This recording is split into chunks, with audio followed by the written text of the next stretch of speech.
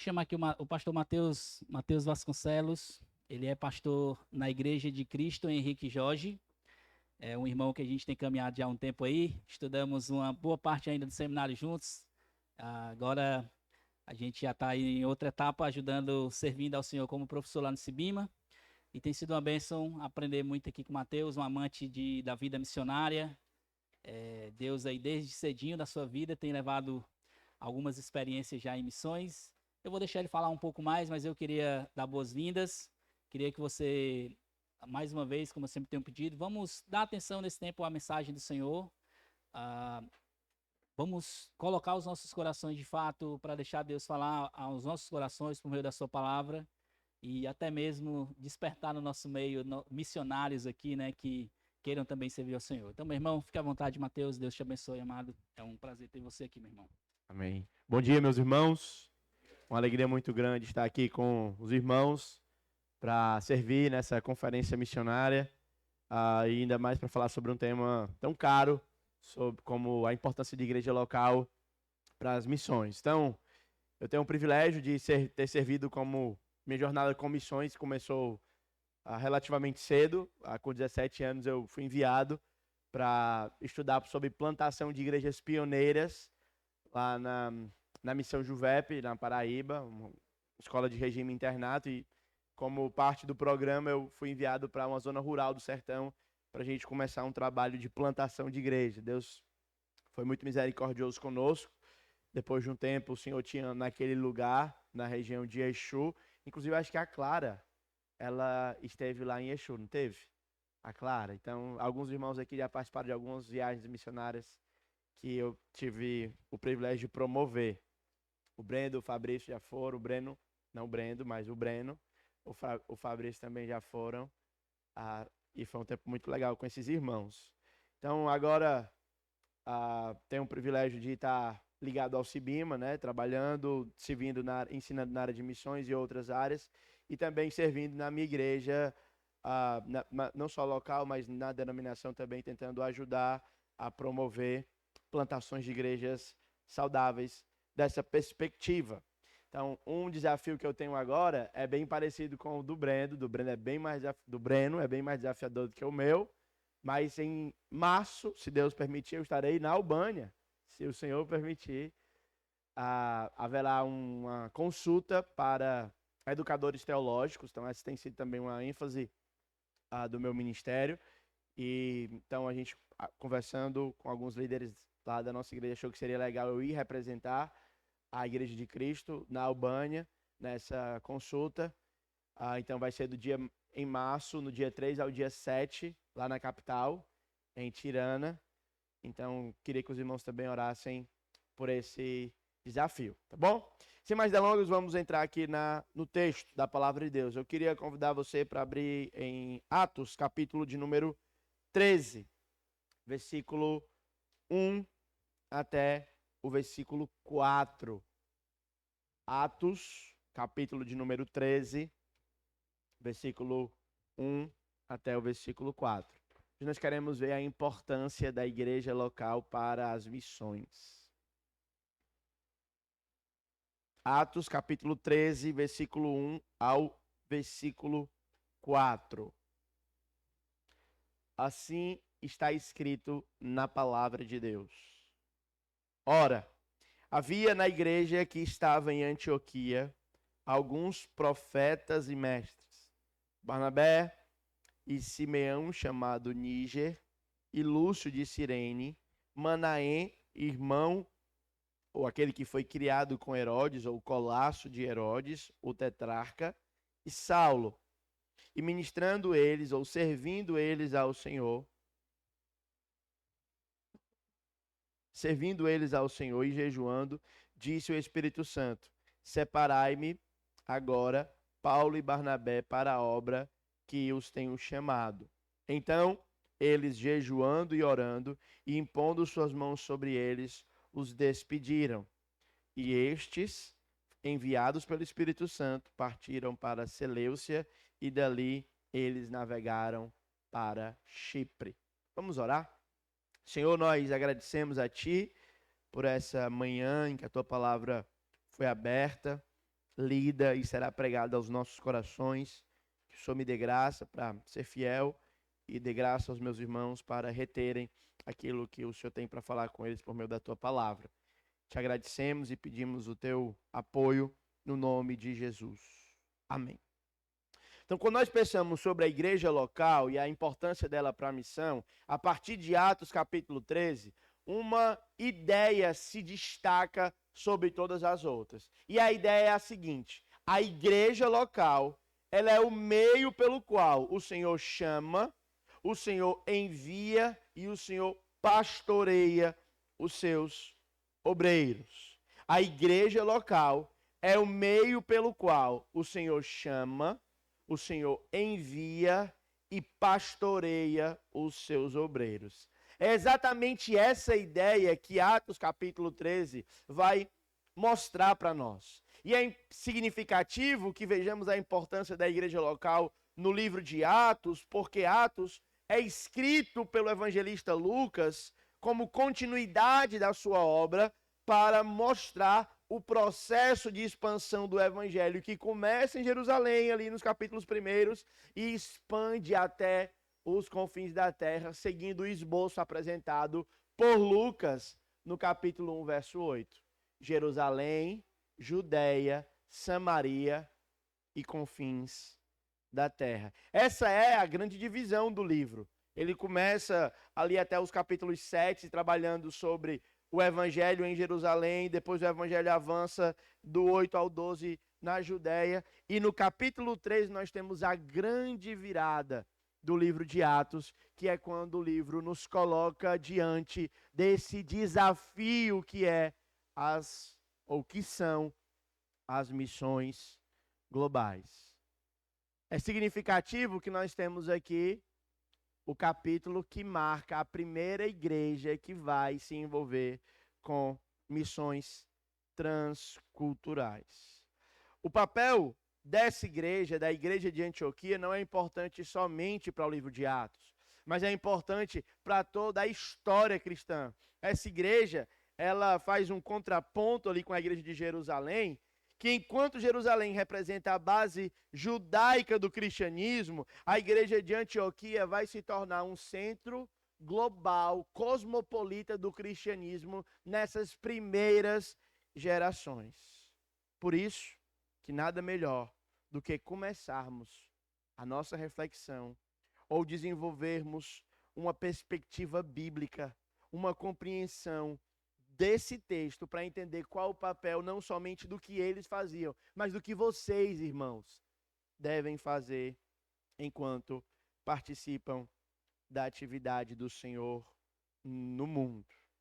A igreja em Antioquia era um lugar estratégico para a pregação do evangelho. Havia naquela igreja, como nós vamos ver daqui a pouco, uma profusão de judeus, de gentios. Nós tínhamos 2 presbíteros daquela igreja que eram do continente africano, servindo junto com judeus, uma pluralidade, não somente numérica, mas uma pluralidade de formação, uma pluralidade de idiomas, mostrando ali uma espécie de microcosmo daquilo que o Senhor almejava para o seu povo, quando enviou os seus discípulos a pregarem para todas as etnias.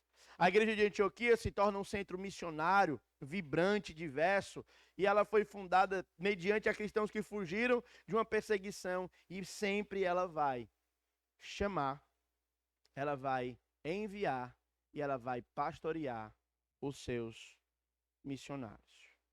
A gente precisa entender ainda, de caráter introdutório, antes de mergulharmos mais no texto, o que nós falamos, ou o que nós entendemos quando nós falamos de missão. Então, existe essas 2 palavrinhas, a missão e as missões.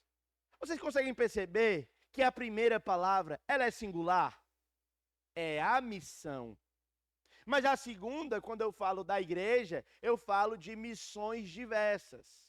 Quando eu me refiro à missão, eu estou falando de uma única iniciativa de Deus, que começa e se desenvolve na história para restaurar toda a ordem criada que foi quebrada pelo pecado através do seu Filho Jesus Cristo, tendo os seus méritos aplicados pelo Espírito Santo para a própria glória dele.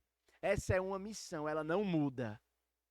Agora, quando eu falo de missões, eu falo das diversas iniciativas que a igreja faz no mundo para participar da missão maior que Deus está fazendo.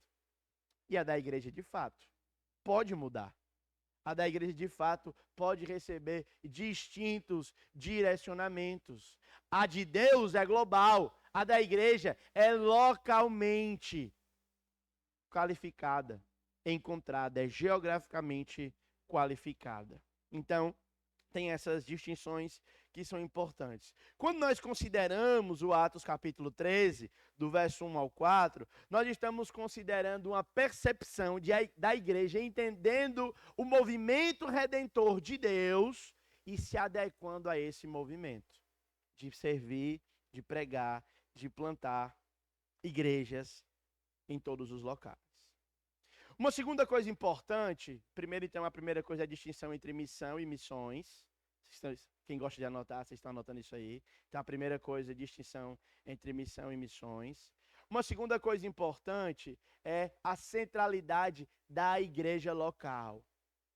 A grande comissão só pode ser cumprida mediante a existência da igreja local.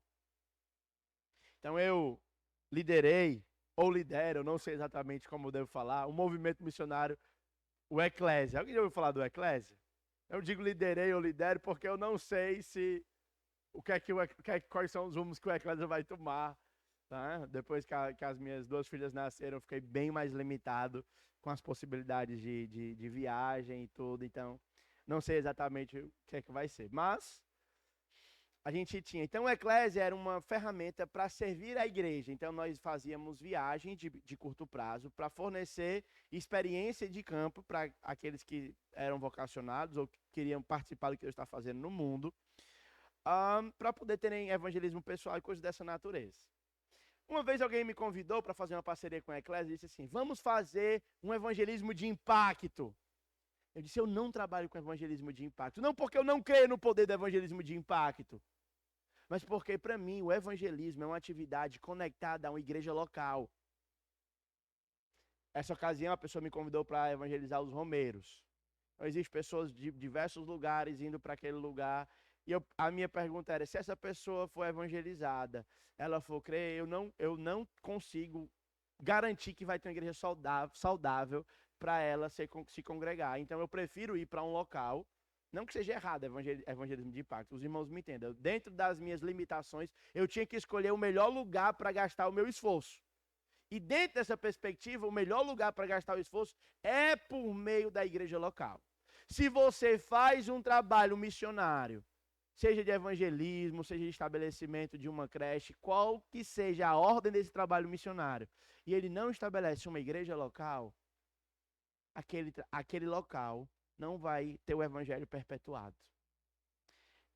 Você pode evangelizar alguém, você pode pregar o evangelho para alguém, a pessoa pode responder o evangelho, mas se ela não participa de uma igreja local, ela não vai ter uma vida cristã saudável e o evangelho vai morrer junto com a morte daquela pessoa.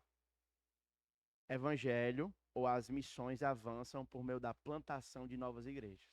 Agora, se você prega o evangelho e planta uma igreja, aquela igreja, com a saúde devida, irá perpetuar o evangelho naquele local. Por isso, não existe avanço da missão de Deus no mundo sem que a igreja de Cristo avance. O avanço da igreja corresponde ao avanço da atividade de Deus no mundo. E é isso que a igreja de Antioquia vai modelar para a gente, eu espero, nessa manhã. O versículo 1, então, vai mostrar para a gente a identidade da liderança dessa igreja. Porque uma igreja missionária, uma igreja que participa do que Deus está fazendo no mundo, a primeira coisa que ela precisa ter é saúde interna. ela precisa ter uma vida direcionada pelo Evangelho.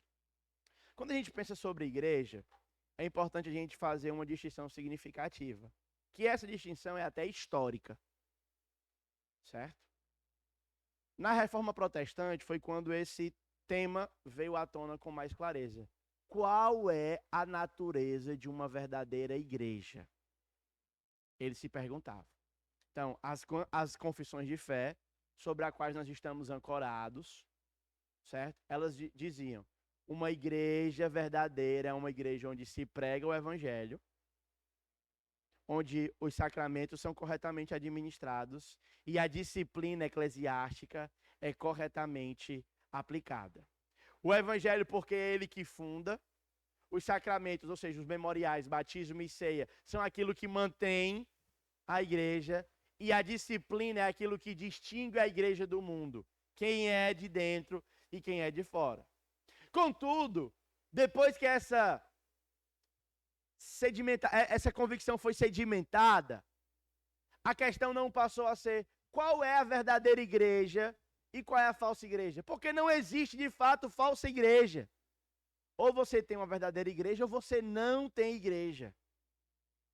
Ou você tem uma igreja que serve a Deus, ou você não tem igreja. Porque se não tem o evangelho genuíno, se não tem a administração correta das ordenanças que o Senhor nos deixou, se não tem disciplina eclesiástica, conceito de membresia, ali não se trata de uma igreja.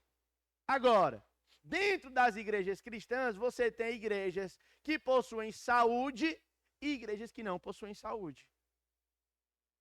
Então, para me entender a importância da igreja local nas missões, eu preciso perceber a saúde interna dessa igreja. E aqui, Atos capítulo 13, vai mostrar isso. Ele começa falando da igreja mais importante da atividade missionária em toda a história, eu diria, mostrando que essa é uma igreja que tem líderes maduros, líderes saudáveis. Lembrando para a gente o padrão que Paulo estabelece em Tito capítulo 1, verso 5. Por essa causa te deixei em Creta, para que fizesse o quê? Quem lembra? Pusesse em ordem. Como é que põe a igreja em ordem? Ajeitando a parte administrativa, tendo bons relatórios financeiros, tendo um bom departamento infantil. Em Tito, capítulo 1, verso 5, uma igreja é ordenada por meio da liderança saudável. E aqui, Antioquia modela essa liderança para a gente. Ela começa com uma liderança saudável. E uma liderança saudável, em Atos capítulo 13, é distinta por ter profetas e mestres. Por ter pastores que são hábeis no manuseio da Escritura. Por ter pastores que domingo após domingo, reunião após reunião, não se coloca diante do seu povo para encher linguiça. Não se coloca diante do seu povo para contar casos pessoais, mas ele se coloca como um escravo de Cristo diante do povo para abrir o Santo Livro e explicar o Santo Livro. Essa é uma das razões pelas quais a igreja de Antioquia é tão vibrante em sua atuação. Ela tem boa teologia. Ela tem mestres. Essa é a primeira marca. E aqui, irmãos, eu louvo a Deus, porque eu sei que vocês estão bem servidos.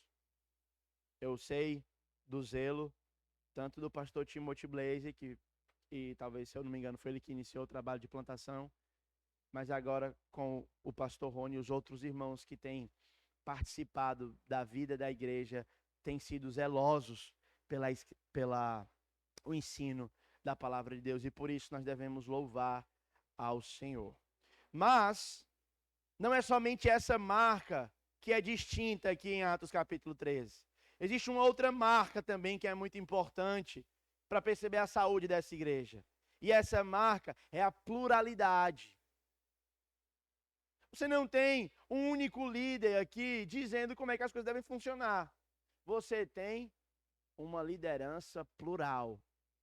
Você tem o que nós chamamos de um presbitério, certo? E esse presbitério tem gente que fala idioma distinto.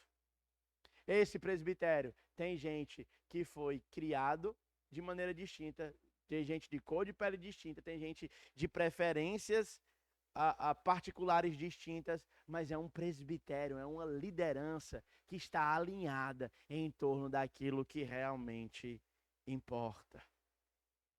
Você tem Barnabé, mas você tem Lúcio, de Cirene, né? Você tem a Níger, ou Simeão, chamado Níger. A possibilidade é Simeão negro. Né? Você tem Saulo, você tem um cara que foi criado no palácio, junto com Herodes, e você tem pessoas de diversos contextos distintos.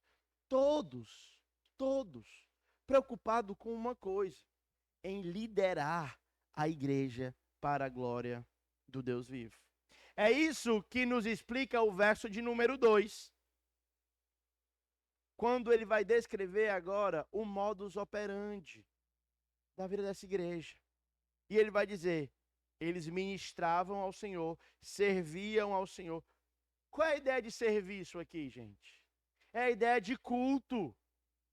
É a ideia de reunião pública para adoração, centrada em Cristo, para a glória de Cristo, pelos meios que só Cristo promove. Se pastor, mas a conferência de missões você está falando de eclesiologia? É porque só existe missões efetiva se tivermos eclesiologia sólida. Como é que alguém vai plantar uma igreja se alguém nunca viveu uma vida de igreja saudável? Como é que alguém vai ensinar sobre membresia se esse tal nunca desfrutou de tal bênção? Como é que alguém vai se deslocar para uma outra nação para discipulá-las por meio do culto, se alguém não sabe o que é um culto centrado em Cristo? Os teólogos dessa igreja, os mestres dessa igreja, os pastores dessa igreja, eles são distintos, porque eles lideravam a igreja ao serviço ao culto centrado em Deus, meus irmãos. Ao culto centrado em Deus. E aí, eles também jejuavam. Enquanto eu estava estudando, teve uma coisa que eu pensei que eu nunca me lembro de ter feito na minha vida. Nos últimos anos, pelo menos. O contexto de jejum aqui não é jejum particular. Não é um jejum cada um na sua casa, mas é na principal reunião deles, no culto. Eles apregoavam o jejum para toda a igreja jejuar e clamar a Deus. Faz quanto tempo que a gente não, talvez, jejua em um culto? Talvez a gente jejue, lá na igreja geralmente é domingo de manhã, às vezes antes da EBD, então a gente recomenda que não jante e não tome café da manhã, mas aí depois da EBD a gente toma café da manhã e ali é uma... E eu estava pensando, enquanto eu estudava esse texto, assim, rapaz, talvez deve ter um dia que a gente vai marcar para os irmãos passarem um domingo inteiro em jejum, não para que o Senhor nos melhore os empregos, não para que o Senhor nos ajude a que os filhos passem nas universidades, para que o Senhor abra portas que ninguém pode fechar, mas para que o Senhor nos dê daquela bênção principal que Ele tem para dar, que é Ele mesmo, irmãos. Essa é a ideia de serviço, a ideia de jejum comunitário. E é nesse ambiente de jejum que o Espírito lidera a igreja para a sua vontade. É quando a igreja está sensível à voz do Senhor, está tendo culto sadio, está tendo devoção, o Espírito Santo fala a essa igreja.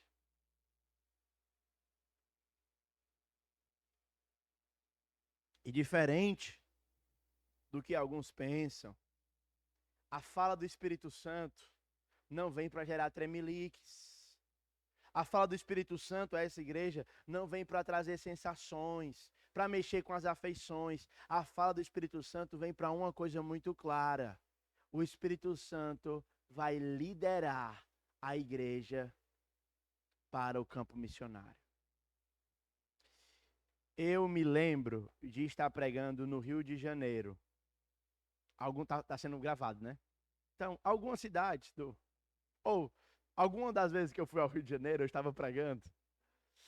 E ao término, ouvi um tempo de oração, um tempo de dedicação. E uma irmã, no meio daquela oração, aquele tempo de dedicação, ela começou a fazer uns barulhos meio estranhos e umas gesticulações com os braços um pouco usuais. Né? E eu fiquei olhando, assim, os diáconos chegaram e orientaram que aquele não era o momento apropriado. E aí a irmã, ao término do culto, ela veio jantar e sentou ao meu lado. E eu perguntei, irmã, o que você está fazendo? Eu vi que você estava fazendo. Eu queria honestamente entender o que estava acontecendo. Ela disse, pastor, eu fui tomada pelo Espírito Santo. Aí me deixa entender um pouco mais sobre isso. E ela começou a explicar. Aí eu disse, irmã, a senhora me dá licença? Eu queria olhar em Atos o que acontece nas 12 ocorrências, eu acho que são 12, nas ocorrências em que Atos diz que alguém foi tomado pelo Espírito Santo, o que alguém fez? E aí eu passei olhando os textos, Atos com ela, texto por texto. O que foi legal, meus irmãos, é que ao término daquele tempo, aquela irmã, muito simples, criada em um ambiente pentecostal, ela falou assim, pastor, muito obrigado. Ninguém nunca havia me ensinado isso. E a gente, ao ver alguém nessas manifestações de reteté, nossa primeira a emoção é...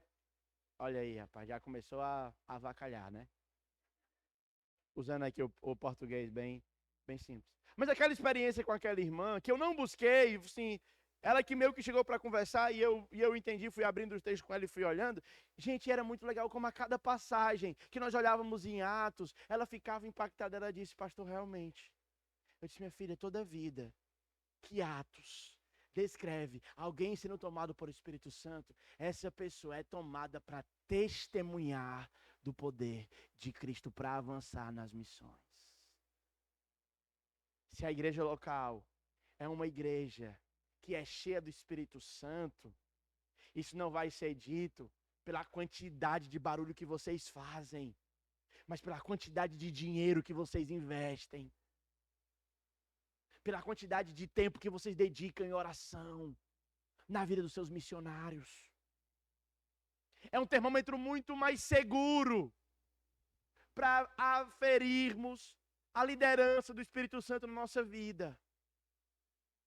Não tanto lágrimas, não tanto arrepios, mas oração e investimento no reino de Deus, meus irmãos. É Ele que diz. E esse ambiente de chamado, ele acontece dentro da igreja local. Porque é a igreja local que chama. É por meio da igreja local que Deus chama os seus obreiros e os seus missionários. Na minha caminhada, em muitas das escolas de missões que eu tive o privilégio de participar, essa era a principal conversa que eu tinha com os vocacionados à missão. Eu quero fazer missões, mas a minha igreja não tem visão. O que é que eu vou fazer? Vou me rebelar contra a minha igreja, vou fazer missões sozinho. Se não, você precisa de uma igreja local. Porque ela é o meio pelo qual Deus chama.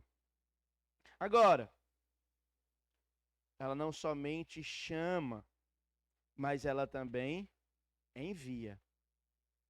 Não é ela somente o meio pelo qual Deus chama, mas ela é também o meio pelo qual Deus envia. E o envio, no verso 3, meus irmãos, ele é regado por jejum de novo, por oração e por imposição de mãos. O que é que significa essa tal imposição de mãos? O que é que significa esse ato? Observe que aqui não é para ordenação ministerial. Paulo, o apóstolo, como cremos, recebeu o seu ministério de Cristo. Eles não estão ordenando ao ministério. Eles estão impondo a mão sobre eles para sinalizar que eles estão indo com a bênção, com a concordância da igreja local. Porque a igreja local não somente chama, mas a igreja local também é a ferramenta de Deus para o envio missionário. A narrativa segue, meus irmãos. E o que nós vemos ao longo das viagens missionárias é que o apóstolo Paulo, enquanto saía para as suas viagens de plantação de igreja, ele sempre retornava a Antioquia para poder dar os seus relatórios, para receber encorajamento e poder receber o pastoreio dessa igreja. Porque a igreja local, ela é o meio pelo qual o Senhor chama, o Senhor envia e o Senhor pastoreia. Amém, meus irmãos? Então, dito isto agora, eu queria caminhar para um segundo momento do sermão. Nesse primeiro momento, nós trabalhamos um pouquinho do contexto histórico, nós trabalhamos um pouquinho das implicações do texto. E agora eu quero gastar tempo pensando com vocês maneiras práticas de aplicar essas três responsabilidades que o Senhor deu para a igreja. Quais são? Quem me ajuda? A igreja chama, a igreja envia e ela pastoreia. Então a gente gastou um tempo tentando entender Atos 13.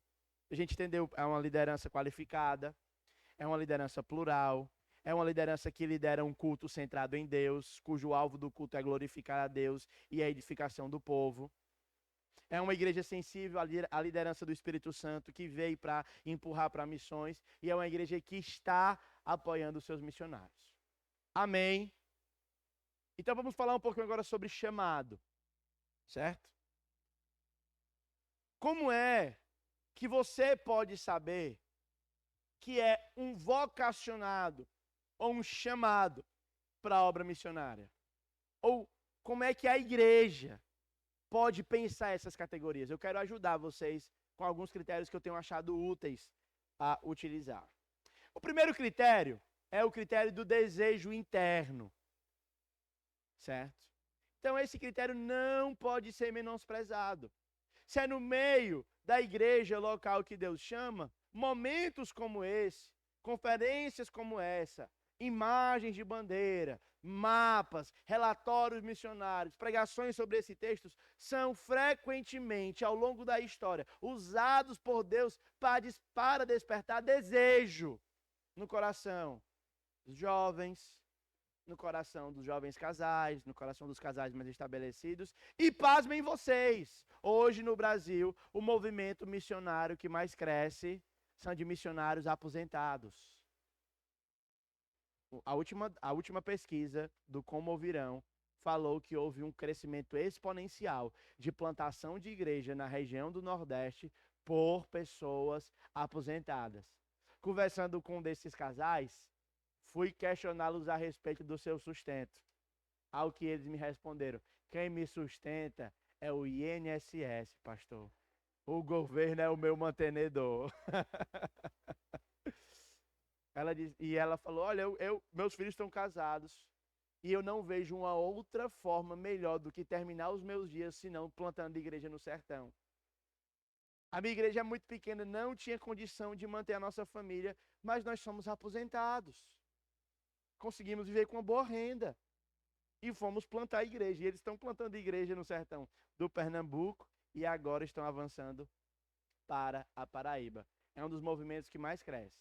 Então, do chamado, a gente tem a primeiro critério, o desejo interno, certo?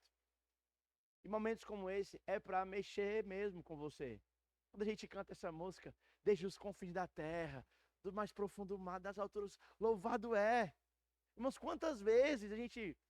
se você está chegando na igreja há pouco tempo, isso aqui eu creio que acontece anualmente, e esses eventos de conferência missionária são usados tremendamente por Deus para trabalhar no desejo. Mas desejo não é o bastante. Então nós temos um segundo critério: as qualificações para o trabalho missionário. E as qualificações, por sua vez, são divididas em duas esferas: as qualificações de caráter e as qualificações de competências. Certo? Eu me lembro que quando eu estava servindo como plantador de igreja, eu fiz um curso que, na maioria, antigamente, as formações missionárias tinham, que era o curso Onde Não Há Médicos, que era um livro que é feito para os missionários trabalharem em contexto onde não há médico, para poder servir a comunidade.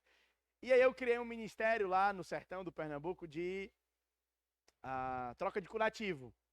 Então eu tinha esse ministério e tal. Eu me sentia o médico, né? Eu trocava curativo, mas eu botava a máscara, a luva, tinha aquela caixa, então era muito legal. E Deus deu boas oportunidades. Isso ficou conhecido na missão onde eu fazia parte, né? E aí chegou um cara para um segundo curso e ele era formado em enfermagem. E quando eu fui para a missão, gente, eu só tinha EBD.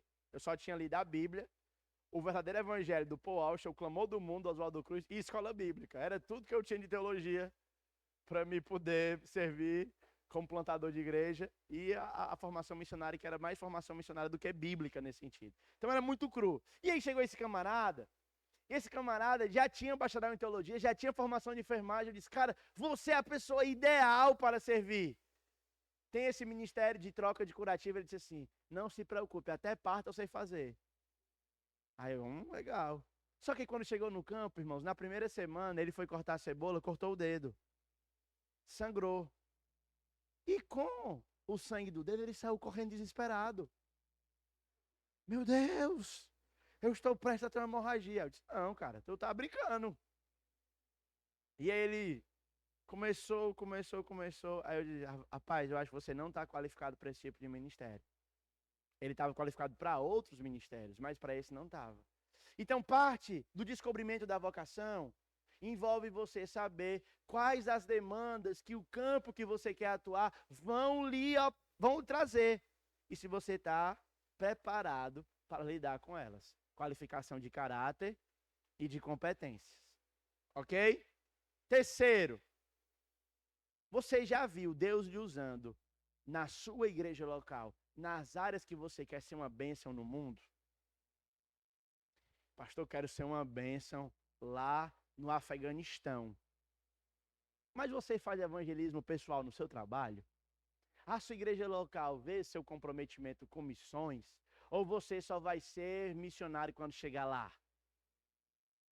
Então, um dos critérios e a forma como a igreja local ela modela isso é dando essa oportunidade prática para você usar os seus dons. E a terceira coisa, ou a quarta coisa, é o reconhecimento da igreja local, que é o que acontece aqui em Antioquia. A igreja está reconhecendo esses irmãos como chamados por Deus. E aqui, gente, uma coisa muito legal de Antioquia é que o Senhor e a igreja enviam os melhores da igreja, né? Eu já vi um missionário que era assim, rapaz, tem um irmão que está dando muito trabalho aqui.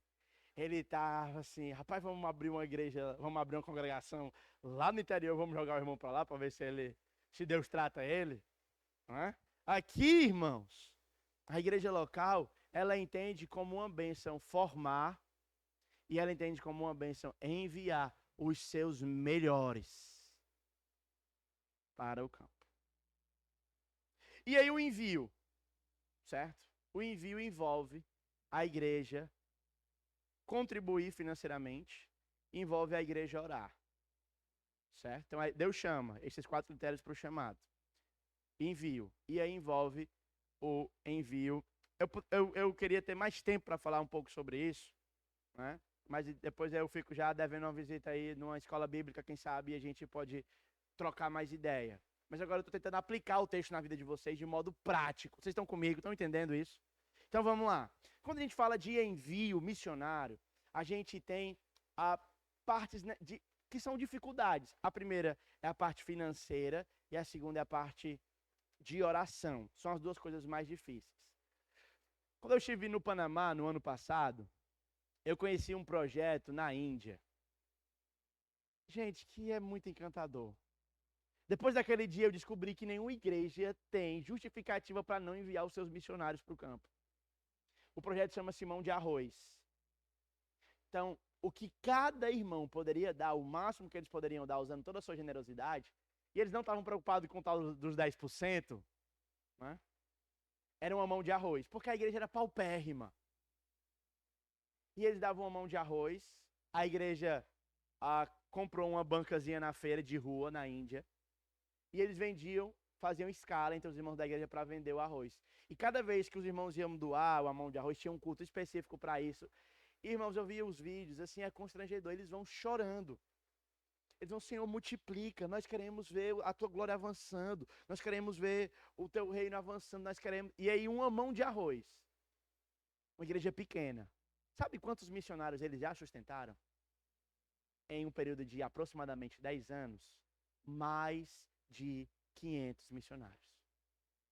Com uma mão de arroz. Dentro dos outros lugares da Índia, lá ao redor dele.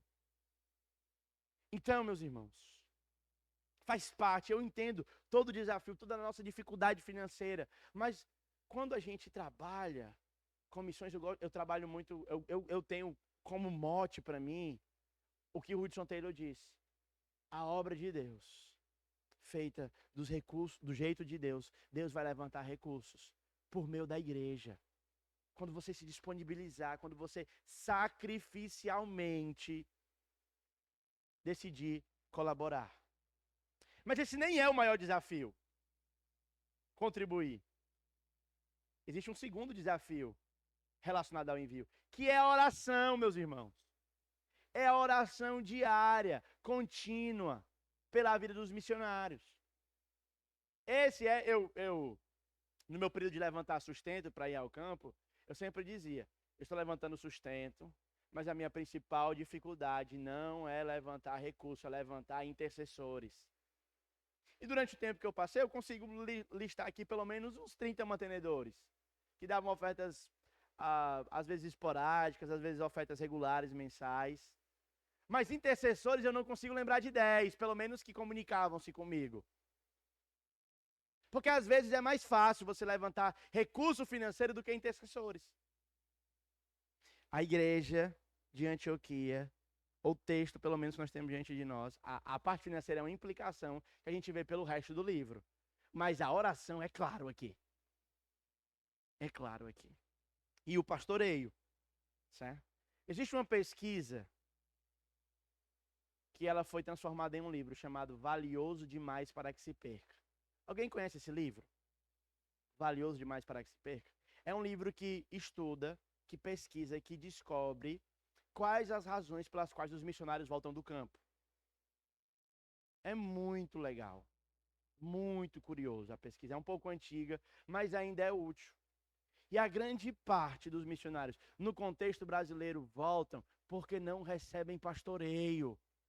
E quando eu digo pastoreio, eu não digo uma ligação do pastor apenas, mas eu digo a igreja, a membresia inteira envolvida em cuidar daquela família que agora é enviada, é o braço da igreja local no além-mar. A igreja que se preocupa. Tem igrejas, irmãos, que o negócio é tão sério que até para ler um relatório mensal é duro. Um relatóriozinho você tira 5 minutos. Mas às vezes é difícil. Porque a ideia de pastoreio aqui, sobretudo como a gente vai ver ao longo de Atos, e eu também vou simplesmente provocar para que você estude depois essa perspectiva, certo? Para você ver como é mais intenso, mais profundo. Mas a igreja, ela precisa envolver-se como um todo na vida do missionário. Não é uma ligação, não é como é que você está, mas é participar do dia a dia. E hoje, com a internet, irmãos, você não tem mais desculpa. Antigamente, até com as cartas, né? Eu peguei uma época de missões que ainda o WhatsApp não era tão popular. Nem todo mundo tinha um WhatsApp. Não tinha um grupo de WhatsApp da igreja quando eu estava no campo ainda. Né? Embora eu seja novo, certo? A gente vai ter o WhatsApp, a difusão do WhatsApp, a profusão do WhatsApp, posteriormente.